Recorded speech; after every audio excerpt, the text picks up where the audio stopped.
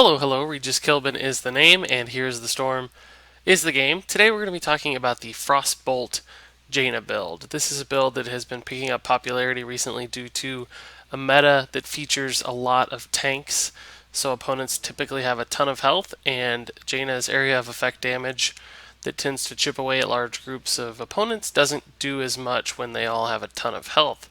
So people have been exploring this alternate build, which allows Jaina to basically machine gun out Frostbolts for very high burst single target damage that helps her burn down an enemy tank. So if that Johanna is running into your back line, instead of running away and hoping that Zeratul not close by, instead you can just start to shred that Johanna or any other tank that's in your way.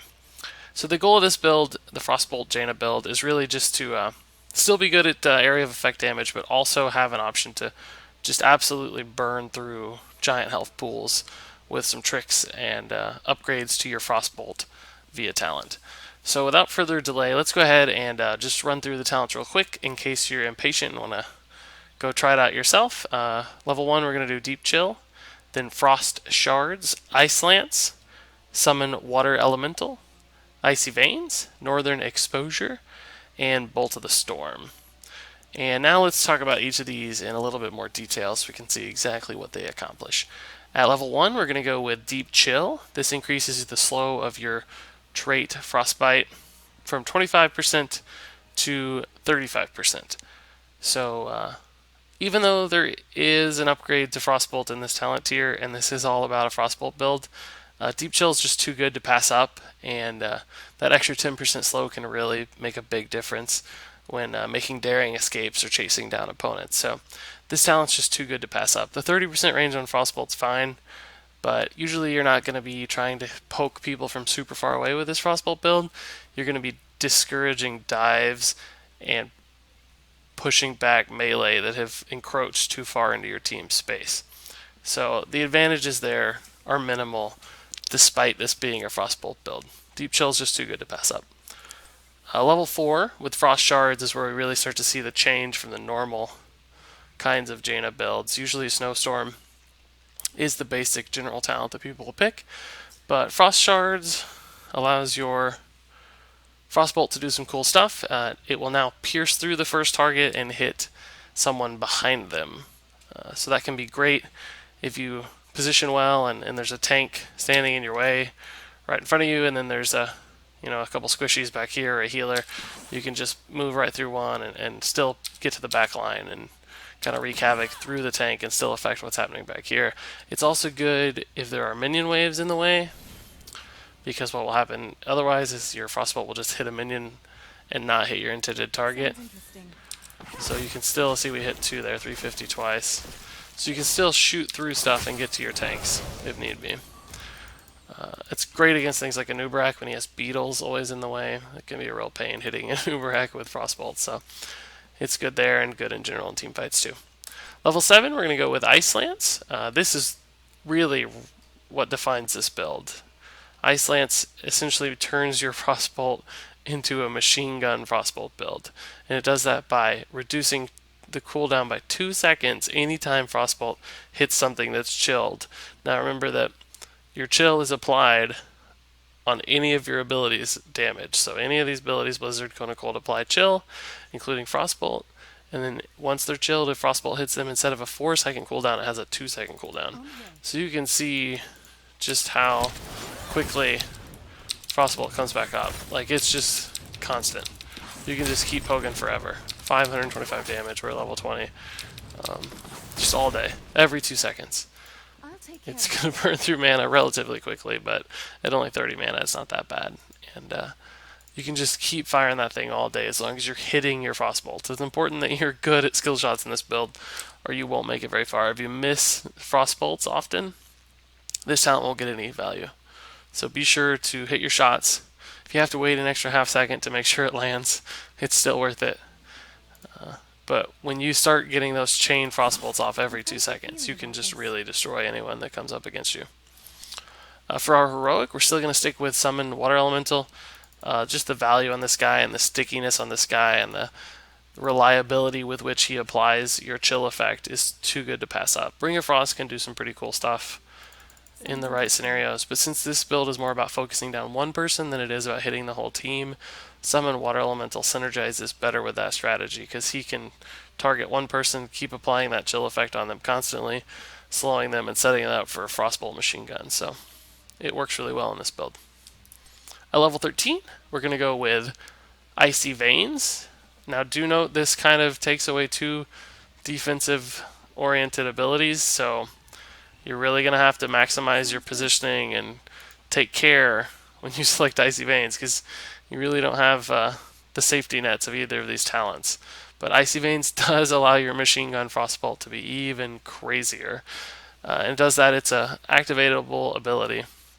So an active ability that when you activate it for the next 5 seconds, your ability cooldowns come back 3 times faster, and their mana cost is reduced by 50%. So the thing we really care about is the fact that cooldowns are 3 times quicker than normal. So you can see this in action. Let's go ahead and refresh these forts and make sure I get this rotation right. But what you can do now is something like this, and just, well, I kind of blew it there, but you can just basically fire Frostbolts forever.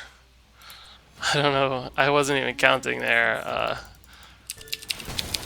Count 1 Frostbolt, 2 Frostbolt, 3 Frostbolt, 4 Frostbolt, 5 Frostbolts, just like that, and 6 was up too. So you can basically get about 6 Frostbolts off in maybe 5.5 or 6 seconds, which is at about 525 damage apiece, about 3,000 damage in 6 seconds, not counting these two abilities, which are another 1,200 and another 600. So you can do about 5,000 damage in 6 seconds in this full rotation if you hit absolutely everything, not including your heroic ability.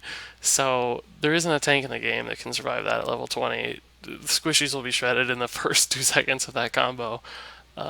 You can go insane. Now, granted, it's very hard to time well. It's very difficult to hit all those skill shots, but the potential to destroy people is nuts. Let's just watch that one more time because it's so much fun to watch. I don't even have anything to hit with my, so it's going a little slower because I'm missing the Frostbolts, but it's, you can just imagine in the right scenario on a very skilled player how that just tends to go insane, and you'll just kill people without remorse. Level 16, Northern Exposure. This increases the damage taken by anyone hit by your Cone of Cold by 25% for 2 seconds. So this is just a way to make you do more damage. You open with Cone of Cold, your Frostbolt's hitting for 656 damage, which is crazy. And with Icy Veins, that cooldown on Cone of Cold comes back a lot faster. So you can alternate between these two abilities and just keep pounding people for max damage buffs and just shred them. And none of the other talents here are really that great. So Northern Exposure fits this build well, and in general it's the best talent. Numbing Blast, I guess, can work, because it makes your Frostbolts a little bit easier to hit. If you're having trouble hitting your Frostbolts and you find out you need people to be locked down to land all those skill shots, then giving up the 25% here is not too bad. It'd be worth it in the long run to take Numbing Blast, but in the long run, again, I just recommend you hit your Frostbolts. That would be the easiest solution. And then finally, at level 20, if you're super greedy, I mean just insanely greedy, and you feel like you have the best Jaina positioning in the world, and the enemy team is not doing much to penetrate your back line and kill you, or they don't have any of those like diving melee assassins, absolutely go for Arcane Power. It gives you 400 mana and increases your ability power by 15% for 5 seconds. So if you combo Arcane Power with Icy Veins, Machine Gun Frostbolts, all your full rotation of abilities, all the chill buffs, everything is dead.